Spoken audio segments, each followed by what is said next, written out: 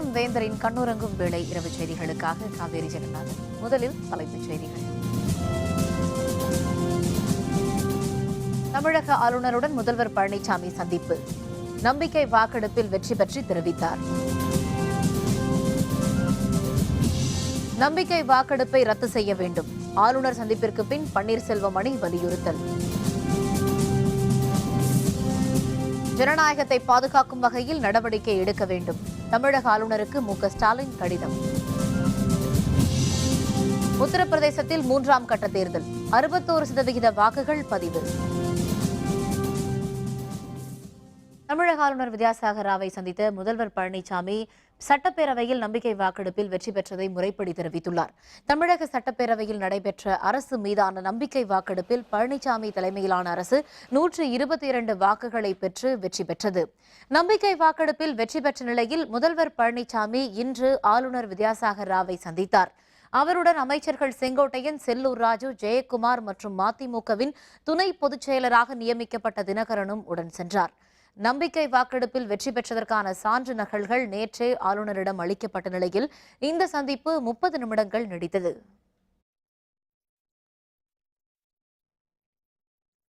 தமிழக பேரவையில் திமுக திட்டமிட்டு சதி செய்ததாக அதிமுக குற்றம் சாட்டியுள்ளது.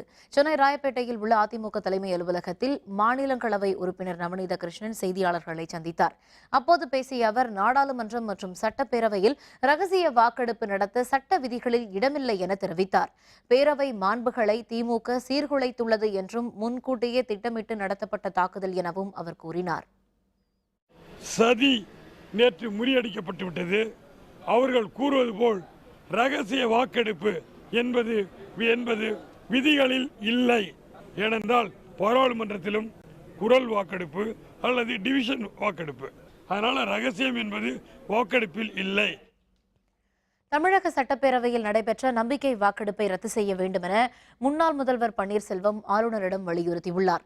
தமிழக சட்டப்பேரவையில் நேற்று நடைபெற்ற நம்பிக்கை வாக்கெடுப்பில் முன்னாள் முதல்வர் பன்னீர்செல்வம் தலைமையிலான அதிமுக அணிக்கு 11 எம்எல்ஏக்கள் மட்டுமே ஆதரவு தெரிவித்திருந்தனர். இதனையடுத்து சென்னை ஆளுநர் மாளிகையில் பன்னீர்செல்வம், பாண்டியராஜன் உள்ளிட்டோர் ஆளுநர் வித்யாசாகர் ராவை சந்தித்தனர். தமிழக சட்டப்பேரவையில் நேற்று நிறைவேற்றப்பட்ட நம்பிக்கை கோரும் தீர்மானம் செல்லாது என அறிவிக்க வேண்டுமென அவர்கள் ஆளுநரை வலியுறுத்தினர். இதனைத் தொடர்ந்து சென்னை கிரீன்வே சாலையில் உள்ள பன்னீர்செல்வம் இல்லத்தில் முன்னாள் அமைச்சர் பாண்டியராஜன் செய்தியாளர்களை சந்தித்தார். அப்போது பேசிய அவர், பேரவையில் நேற்று நடைபெற்ற நிகழ்வுகளை ஆளுநரிடம் எடுத்துரைத்ததாக தெரிவித்தார். ஆளுநர் நல்ல முடிவை அறிவிப்பார் என எதிர்பார்த்திருப்பதாகவும் அவர் கூறினார். நேற்றைய முடிவுகள், குறிப்பாக நம்பிக்கை வாக்கெடுப்பு அறிவிக்கப்பட்ட 122-11 என்ற நம்பிக்கை வாக்கெடுப்பு அரசியல் நிர்ணய சட்டத்துக்கு எந்த விதத்திலும் உட்படாதது. அதனால் கவர்னர் அவர்கள் அதற்கு அங்கீகாரம் அளிக்கக்கூடாது என்று எடுத்து வைத்தோம் எங்கள் வாதங்களை. இன்னொரு நாள் நம்பிக்கை வாக்கெடுப்புக்கு டேட் ஃபிக்ஸ் பண்ணணும் கவர்னர் என்றும் கோரிக்கை விடுத்திருக்கிறோம். ஆளுநர் அவர்கள் எங்கள் கோரிக்கைகளை பரிவுடன் கேட்டார். ஆதாரமாக சில ஆவணங்களையும் தந்திருக்கிறோம். நல்ல முடிவு எடுப்பார் என்று நம்புகிறோம். முன்னாள் முதல்வர் பன்னீர்செல்வம் இல்லத்தில் அடுத்த கட்ட நடவடிக்கை தொடர்பாக ஆலோசனை மேற்கொள்ளப்பட்டது. இதில் முன்னாள் அமைச்சர்கள் கே. பாண்டியராஜன், நத்தம் விஸ்வநாதன், எம்எல்ஏ செம்மலை உள்ளிட்ட நிர்வாகிகள் பலர் பங்கேற்றனர். சட்டப்பேரவையில் திமுக எம்எல்ஏக்கள் தாக்கப்பட்டதை கண்டித்து வரும் 22ஆம் தேதி உண்ணாவிரத போராட்டம் நடைபெறும் என திமுக செயல் தலைவரும் எதிர்க்கட்சித் தலைவருமான மு.க. ஸ்டாலின் அறிவித்துள்ளார். முதல்வர் பழனிசாமி தலைமையிலான அரசு மீது பேரவையில் நேற்று நம்பிக்கை வாக்கெடுப்பு நடைபெற்றது. இதனை ரகசிய வாக்கெடுப்பாக நடத்த வேண்டும், மேலும் வாக்கெடுப்பை வேறொரு நாளில் நடத்த வேண்டும் என்றும் திமுக தரப்பில் வலியுறுத்தப்பட்டது. இதற்கு பேரவைத் தலைவர் தனபால் அனுமதி அளிக்க மறுத்ததால் பேரவையில் அமளி ஏற்பட்டது. இதனைத் தொடர்ந்து பேரவைக்குள் புகுந்த காவலர்கள் ஸ்டாலின் உள்ளிட்ட திமுக எம்எல்ஏக்களை வலுக்கட்டாயமாக வெளியேற்றினர். அப்போது ஏற்பட்ட தள்ளுமுள்ளுவில் தானும் திமுக எம்எல்ஏக்களும் தாக்கப்பட்டதாக ஸ்டாலின் குற்றம் சாட்டினார். இது தொடர்பாக ஆளுநரிடம் புகார் அளித்ததுடன் சென்னை மெரினாவில் உண்ணாவிரத போராட்டத்திலும் திமுகவினர் ஈடுபட்டனர். சென்னை அறிவாலயத்தில் திமுக எம்எல்ஏக்களுடன் ஸ்டாலின் இன்று ஆலோசனை மேற்கொண்டார். இதனைத் தொடர்ந்து செய்தியாளர்களுடன் பேசிய ஸ்டாலின் பேரவையில் திமுக மீதான தாக்குதலை கண்டித்து வரும் 22ஆம் தேதி தமிழகம் முழுவதும் மாவட்ட தலைநகரங்களில் உண்ணாவிரத போராட்டம் நடைபெறும் என்று தெரிவித்தார். காவல்துறையினர் எப்படியெல்லாம் சட்டமன்றத்திற்குள்ளே வந்து அராஜகங்களை ஈடுபட்டு எங்களை எல்லாம் அடித்து தூக்கி கொண்டு வந்து வெளியில் போட்ட அந்த காட்சிகளை எல்லாம் ஆதாரத்தோடு நாங்கள் கவர்னரிடத்தில் கொடுத்துட்டு வந்திருக்கிறோம். தமிழகம் முழுவதும் இருக்கக்கூடிய எல்லா மாவட்ட தலைநகரங்களில் இந்த வருகிற 22ஆம் தேதி காலை 9 மணி முதல் 5 மணி வரை உண்ணாவிரத போராட்டம் நடைபெறவிருக்கிறது. எனவே இது குறித்து மேலும் டெல்லிக்கு சென்று இந்திய குடியரசினுடைய தலைவரையும் சந்திப்பதற்கு முயற்சித்துக் கொண்டிருக்கிறோம். அவரிடத்தில் நேரம் கேட்டிருக்கிறோம். நேரம் கொடுக்கப்பட்டதற்கு பிறகு உறுதியாக சென்று அவரிடத்திலும் புகார் தரவிருக்கிறோம். இதனிடையே தமிழக ஆளுநருக்கு எதிர்க்கட்சித் தலைவர் கடிதம் ஒன்றை எழுதியுள்ளார். அதில் எடப்பாடி பழனிசாமி கொண்டு வந்த நம்பிக்கை தீர்மானத்தின் மீது பேரவைத் தலைவர் வெளியிட்ட அறிவிப்பு எந்த ஒரு எதிர்க்கட்சி உறுப்பினர்களும் பேரவையில் இல்லாத நேரத்தில் வெளியிட்டிருப்பதாக தெரிவித்துள்ளார். எனவே ஜனநாயகத்தையும் அரசியல் அமைப்பையும் பாதுகாக்கும் வகையில் அரசியல் அமைப்பு சட்டம் அளித்துள்ள அதிகாரங்களை பயன்படுத்தி சட்டப்படி உரிய நீதியை வழங்க வேண்டும் என்றும் அவர் கேட்டுக் கொண்டுள்ளார். தமிழக சட்டப்பேரவையில் நடந்த வாக்கெடுப்பு செல்லாது என்று அறிவிக்க கோரி திருச்சி சிவா தலைமையில் திமுக எம்பிக்கள் ஆளுநரிடம் புகார் அளித்துள்ளனர். திருச்சி சிவா தலைமையில் TKS இளங்கோவன், RS பாரதி உள்ளிட்ட திமுக எம்பிக்கள் ஆளுநர் வித்யாசாகர் ராவை சந்தித்தனர். தமிழக சட்டப்பேரவையில் நடந்த வாக்கெடுப்பு செல்லாது என்று அறிவிக்க கோரி ஆளுநரிடம் அவர்கள் புகார் மனு ஒன்றை அளித்தனர். பின்னர் செய்தியாளர்களுடன் பேசிய திருச்சி சிவா, சட்டப்பேரவையின் வாக்கெடுப்பின் போது எதிர்க்கட்சிகள் இல்லாமல் வாக்கெடுப்பு நடத்தியது முரண்பாடானது என்று கூறினார். சட்டப்பேரவைத் தலைவர் ஒருதலைபட்சமாக செயல்பட்டதாகவும் அங்கு நடந்த அராஜக செயல் குறித்தும் ஆளுநரிடம் புகார் அளித்துள்ளோம் என்றும் அவர் குறிப்பிட்டார். நேற்றைய தினம் சட்டப்பேரவையில் எதிர்க்கட்சிகளே இல்லாமல் நம்முடைய சபாநாயகர் அவர்கள் ஒருதலைபட்சமாக முதலமைச்சர் கொண்டு வந்த நம்பிக்கை தீர்மானத்தின் மீது வாக்கெடுப்பு நடந்ததாக சொல்லி நம்பிக்கை வாக்கெடுப்பு வெற்றி பெற்றதாக அறிவித்திருக்கிறார். எதிர்க்கட்சிகளே இல்லாமல் அப்படி ஒன்று நடைபெற்றது சட்டத்திற்கு முரணானது, நம்முடைய அரசியல் சட்ட விதிகளுக்கு மாறானது. கவர்னர் அவர்கள் தலையிட்டு உரிய நடவடிக்கை எடுத்து நேற்றைக்கு நடைபெற்ற நம்பிக்கை வாக்கெடுப்பு செல்லாது என்று அறிவிக்க வேண்டும் என்றும் மேற்கொண்டு தேவையான நடவடிக்கைகளை மேற்கொள்ள வேண்டும் என்று எதிர்க்கட்சித் தலைவர் தளபதி அவர்கள் கடிதம் கொடுத்தார். அதை நாங்கள் நாடாளுமன்ற உறுப்பினர்கள் 3 பேரும் கொடுத்துவிட்டு வந்திருக்கிறோம். தமிழக பொறுப்பாளுநர் வித்யாசாகர் ராவை முதல்வர் பழனிசாமியும் அமைச்சர்களும் சந்தித்தனர். இதனையடுத்து முன்னாள் முதல்வர் பன்னீர்செல்வம், முன்னாள் அமைச்சர் பாண்டியராஜன் உள்ளிட்டோரும் ஆளுநரை சந்தித்தனர். திமுக எம்பிக்களும் ஆளுநரை சந்தித்து சட்டப்பேரவையில் நடந்த வாக்கெடுப்பு செல்லாது என்று அறிவிக்க கோரிக்கை விடுத்தனர். இதனையடுத்து மதியம் 1 மணி அளவில் ஆளுநர் வித்யாசாகர் ராவ் மும்பை புறப்பட்டுச் சென்றார்.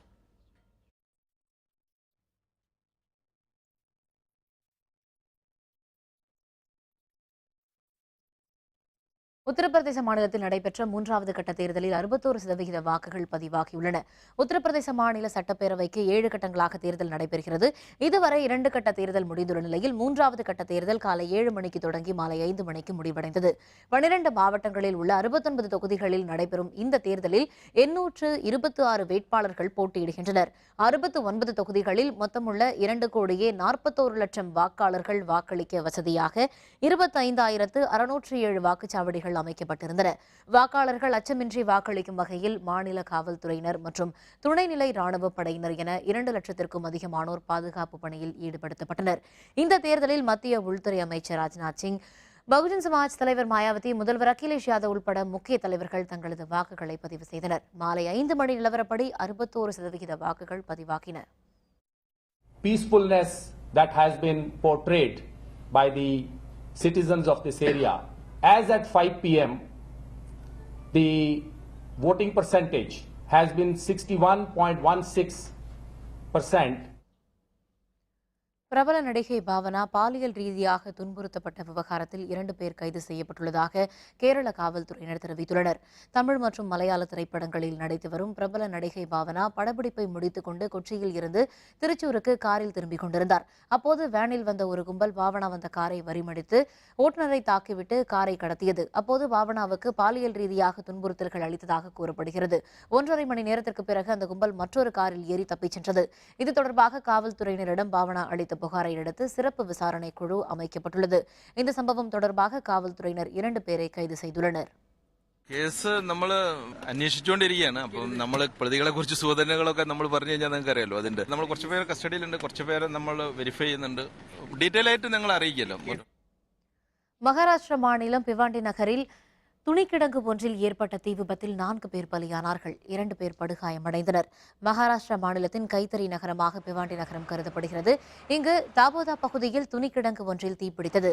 தீயணைப்புத் துறையினர் உடனே வந்து தீயை அணைக்க முயன்றனர். இந்த தீ விபத்தில் சிக்கி 4 பேர் உடல் கருகி பலியானார்கள். 2 பேர் படுகாயமடைந்தனர். காயமடைந்தவர்கள் முதலுதவி சிகிச்சைக்கு பின் சியான் மருத்துவமனையில் சேர்க்கப்பட்டனர். தீ விபத்தில் கிடங்கு முற்றிலும் எரிந்த நிலையில் விபத்திற்கான காரணம் பற்றி காவல்துறையினர் ஆராய்ந்து வருகிறார்கள். வீராணம் ஏரியில் தண்ணீர் நிறுத்தம். சென்னை குடிநீர் வாரியம் அறிவிப்பு. விவரம் விளம்பர இடைவேளைக்கு பிறகு.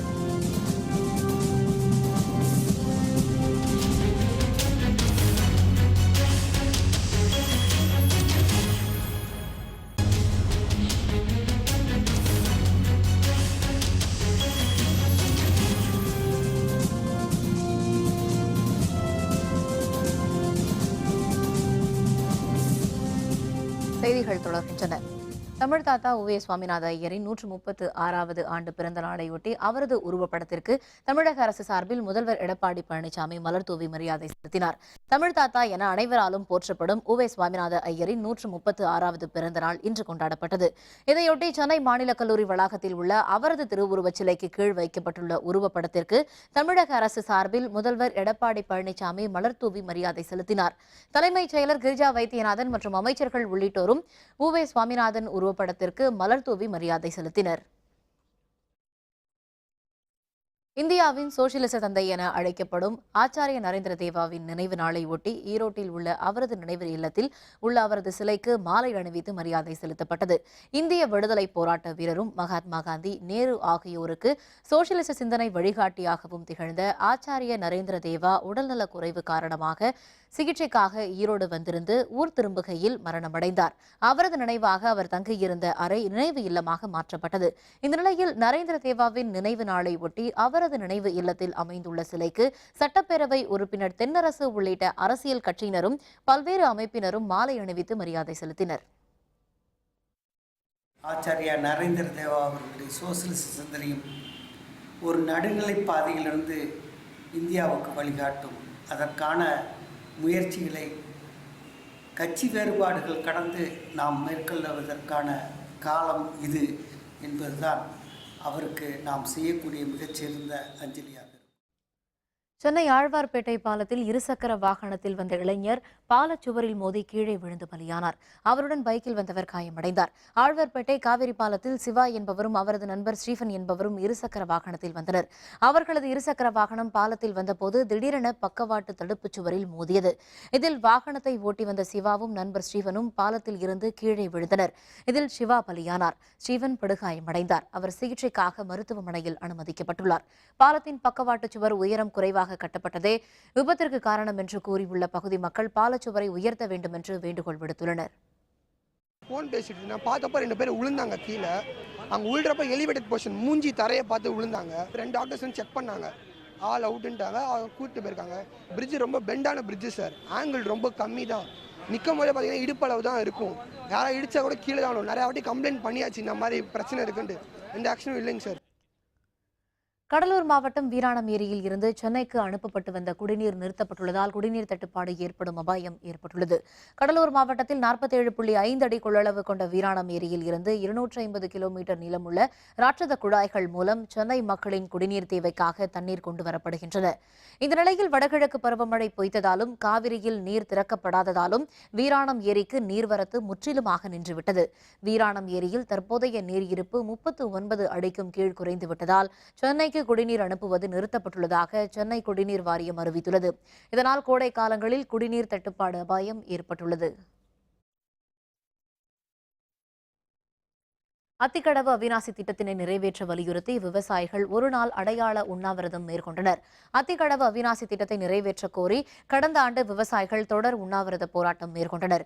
இதனையடுத்து தமிழக அரசு முதற்கட்ட ஆய்வுப் பணிகளுக்காக ரூபாய் 3 கோடியே 27 லட்சம் ரூபாய் நிதி ஒதுக்கீடு செய்து அரசாணை வெளியிட்டது.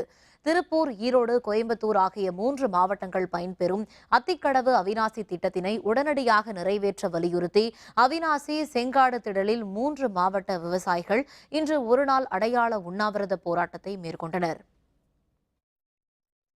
தமிழகம் முழுவதும் இன்று டிஎன்பிசி குரூப் 1 முதல் நிலை தகுதி தேர்வு நடைபெற்றது. 2 லட்சத்திற்கும் அதிகமானோர் தேர்வு எழுதினர். துணை ஆட்சியர், காவல்துறை துணை கண்காணிப்பாளர், துணை ஆணையர், மாவட்ட பதிவாளர், தீயணைப்பு அலுவலர் மற்றும் மாவட்ட வேலைவாய்ப்பு அலுவலர் என மொத்தம் 85 காலி பணியிடங்களுக்கு தேர்வு நடைபெற்றது. முதல் நிலை தகுதி தேர்வு இன்று காலை 10 மணிக்கு தொடங்கி பகல் 1 மணி வரை நடைபெற்றது. தமிழகம் முழுவதும் 500 மையங்களிலும் சென்னையில் 140 மையங்களிலும் இந்த தேர்வு நடைபெற்றது. முதல் நிலை தேர்வில் வெற்றி பெற்றவர்கள் முதன்மை தேர்வுக்கு அழைக்கப்படுவார்கள். சென்னை புரசைவாக்கத்தில் உள்ள தேர்வு நடைபெற்ற மையத்தை தமிழக அரசு பணியாளர் தேர்வாணைய தலைவர் அருள்மொழி நேரில் பார்வையிட்டார். சேலத்தில் மக்கள் கருத்தை கேட்காமல் நம்பிக்கை வாக்கெடுப்பில் ஆதரவாக செயல்பட்டதாக கூறி எம்எல்ஏ வீட்டை முற்றுகையிட்டு பெண்கள் போராட்டத்தில் ஈடுபட்டனர். சேலம் தெற்கு தொகுதி எம்எல்ஏவான அதிமுகவை சேர்ந்த சக்திவேல் அம்மாப்பேட்டை மாரியம்மன் கோவில் தெருவில் வசித்து வருகிறார். இன்று அவரது வீட்டை முற்றுகையிட்ட அப்பகுதியைச் சேர்ந்த பெண்கள் மக்களின் கருத்தை கேட்காமல் சசிகலாவுக்கு ஆதரவாக சக்திவேல் வாக்களித்ததாக குற்றம் சாட்டினர். மேலும் அடிப்படை வசதிகள் இன்றி தொகுதி மக்கள் தவித்து வரும் நிலையில் எம்எல்ஏ தொகுதி பக்கம் வரவில்லை என்றும் புகார் தெரிவித்தனர். அவங்க தேர்ந்தெடுத்த முதலமைச்சர் எங்களுக்கு எங்க மனநிலைக்கு சரியானவரா கிடையாது. அதனால எங்களுக்கு எங்களுடைய மக்கள் நாங்க ஓட்டு போட்டோம். எங்களுடைய அனுமதி இல்லாம எங்க கிட்ட ஒரு கருத்து கணிப்பு கேட்காம அவங்களா முடிவு எடுத்திருக்காங்க. அந்த முடிவை நாங்க ஏத்துக்க மாட்டோம். மறைமுகமான கருத்து கணிப்பை அவங்க கேட்கணும். கேட்டுட்டு ஏத்துக்கிட்டா அதுக்கப்புறம் யார் வராங்களோ அவங்கள நாங்க ஏத்துக்கிறோம். மாவட்டத்தில் நடக்கிற பிரச்சனை எல்லாம் பார்க்கும் போது ஓட்டு போட்ட மக்கள் நாங்க தான் இன்னைக்கு ஏமாந்து நிக்கிறோம். பொதுமக்களோட கருத்துக்களை எது ஒன்றும் கேட்காம தன்னிச்சையா எடப்பாடி பழனிசாமி அவர்களுக்கு அவர் ஆதரவு தெரிவிச்சதா எங்களுக்கு வெளிவருது தகவல் எல்லாம். அப்படி ஒரு இதை நாங்க ஏத்துக்க மாட்டோம். பொதுமக்கள் கண்டிப்பா ரகசிய வாக்கெடுப்பு நடத்தணும். இதேபோல் மக்கள் கருத்துக்களை கேட்காமல் சட்டப்பேரவையில் வாக்களித்த பெரியகுளம் எம்எல்ஏவை கண்டித்து மக்கள் வீடுகளில் கருப்பு கொடி கட்டி போராட்டத்தில் ஈடுபட்டனர்.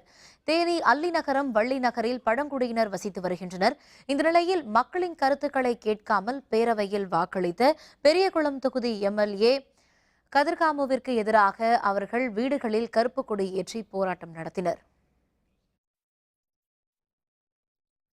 தேனி மாவட்டத்தில் நடைபெற்ற ஜல்லிக்கட்டு போட்டிகளில் சீறிப்பாய்ந்த காளைகளை மாடுபிடி வீரர்கள் ஆர்வத்துடன் அடக்கிய போது 51 பேர் காயமுற்றனர்.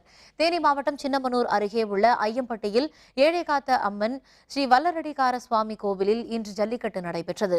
மதுரை, திண்டுக்கல், அலங்காநல்லூர், பாலமேடு பகுதிகளில் இருந்து வந்திருந்த 430 காளைகள் பங்கேற்றன. கோவில் முன் அமைக்கப்பட்டுள்ள வாடிவாசல் வழியே ஜல்லிக்கட்டு காளைகள் அவிழ்த்து விடப்பட்டன. ஜல்லிக்கட்டு காளைகளை அடக்குவதற்காக 404க்கும் அதிகமான வீரர்கள் களமிறங்கினர். காளைகளை பிடிக்க முயன்ற வீரர்கள் 51 பேர் படுகாயமுற்று தேனி அரசு மருத்துவமனையில் அனுமதிக்கப்பட்டனர். வெற்றி பெற்ற மாடுகளுக்கும் வீரர்களுக்கும் பரிசுகள் வழங்கப்பட்டன. பல்லாயிரக்கணக்கானோர் திரண்டு ஜல்லிக்கட்டு போட்டியை கண்டுகளித்தனர்.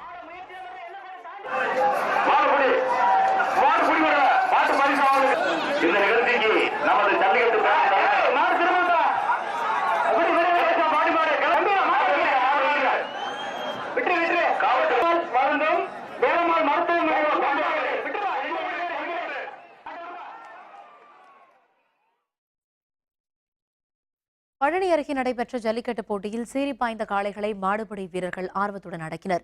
திண்டுக்கல் மாவட்டம் பழனி நெய்க்காரப்பட்டியில் ஜல்லிக்கட்டு போட்டி நடத்தப்பட்டது. இதில் 200க்கும் அதிகமான காளைகள் களமிறக்கப்பட்டனர். சீறி பாய்ந்த காளைகளை மாடுபிடி வீரர்கள் ஆர்வத்துடன் அடக்கினர். போட்டியில் வெற்றி பெற்ற மாடுபிடி வீரர்களுக்கு பரிசுகள் வழங்கப்பட்டன. இதனிடையே போட்டியின் போது மாடு முட்டியதில் 10 பேர் காயமுற்றனர்.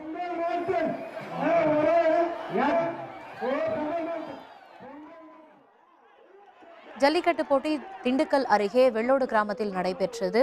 300க்கும் அதிகமான காளைகள் இதில் பங்கேற்றன. திண்டுக்கல் மாவட்டம் வெள்ளோடு புனித சத்தியகப்பர் கோவில் திருவிழாவை முன்னிட்டு இன்று ஜல்லிக்கட்டு நடைபெற்றது. திண்டுக்கல், சிவகங்கை, மதுரை உள்ளிட்ட பல மாவட்டங்களில் இருந்து 300க்கும் அதிகமான காளைகள் பங்கேற்றன. வாடிவாசல் வழியாக ஒன்றன் பின் ஒன்றாக அவிழ்த்து விடப்பட்ட காளைகளை மாடுபிடி வீரர்கள் ஆர்வமுடன் அடக்கினர். போட்டியில் வெற்றி பெற்ற மாடுபிடி வீரர்கள் மற்றும் காளைகளின் உரிமையாளர்களுக்கு பரிசுகள் வழங்கப்பட்டன. பாதுகாப்பு பணிகளில் ஏராளமான காவலர்கள் ஈடுபடுத்தப்பட்டிருந்தனர்.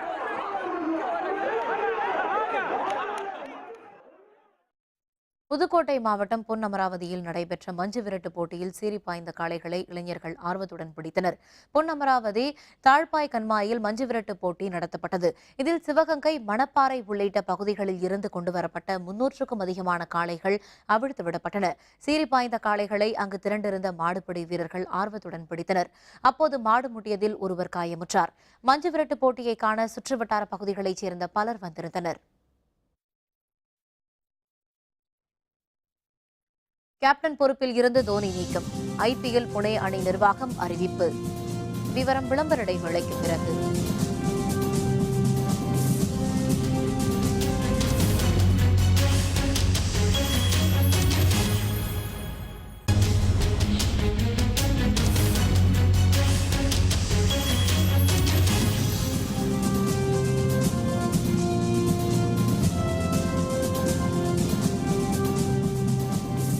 செய்திகள் தொடர்கின்றன. இனி அயலக செய்திகள்.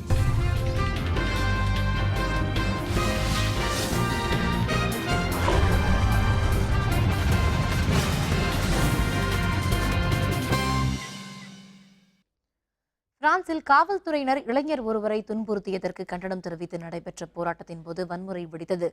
பாரிஸுக்கு அருகே தியோ என்ற 22 வயது கருப்பின இளைஞர் ஒருவர் கடந்த 2ஆம் தேதி கைது செய்த காவல்துறையினர் அவரை பாலியல் ரீதியாக துன்புறுத்தியதாக புகார் எழுந்துள்ளது.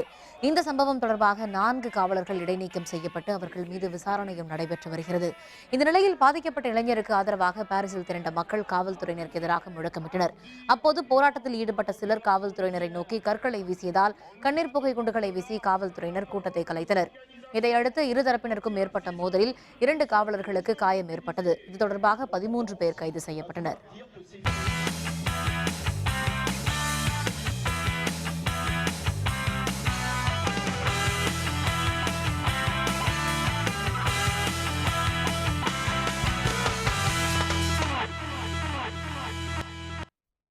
IPL தொடரில் புனே அணியில் கேப்டன் பொறுப்பில் இருந்து மகேந்திர சிங் தோனி நீக்கப்பட்டுள்ளார். IPL தொடரில் விளையாட சென்னை மற்றும் ராஜஸ்தான் அணிகளுக்கு தடை விதிக்கப்பட்டதை அடுத்து சென்னை அணியின் கேப்டனாக இருந்த தோனி புனே அணிக்காக விளையாடுகிறார். கடந்த சீசனில் அவரது தலைமையில் விளையாடிய புனே அணி 7வது இடத்திற்கு தள்ளப்பட்டது. இந்த நிலையில் நடைபெறவுள்ள IPL தொடரில் புனே அணியின் கேப்டன் பொறுப்பில் இருந்து தோனி விடுவிக்கப்படுவதாக அந்த அணியின் நிர்வாகம் அறிவித்துள்ளது. புனே அணியின் புதிய கேப்டனாக ஆஸ்திரேலிய வீரர் ஸ்டீவ் ஸ்மித் நியமிக்கப்பட்டுள்ளார். மீண்டும் தலைப்புச் செய்திகள். தமிழக ஆளுநருடன் முதல்வர் பழனிசாமி சந்திப்பு. நம்பிக்கை வாக்கெடுப்பில் வெற்றி பற்றி தெரிவித்தார். நம்பிக்கை வாக்கெடுப்பை ரத்து செய்ய வேண்டும். ஆளுநர் சந்திப்பிற்கு பின் பன்னீர்செல்வம் அணி வலியுறுத்தல். ஜனநாயகத்தை பாதுகாக்கும் வகையில் நடவடிக்கை எடுக்க வேண்டும். தமிழக ஆளுநருக்கு மு.க. ஸ்டாலின் கடிதம்.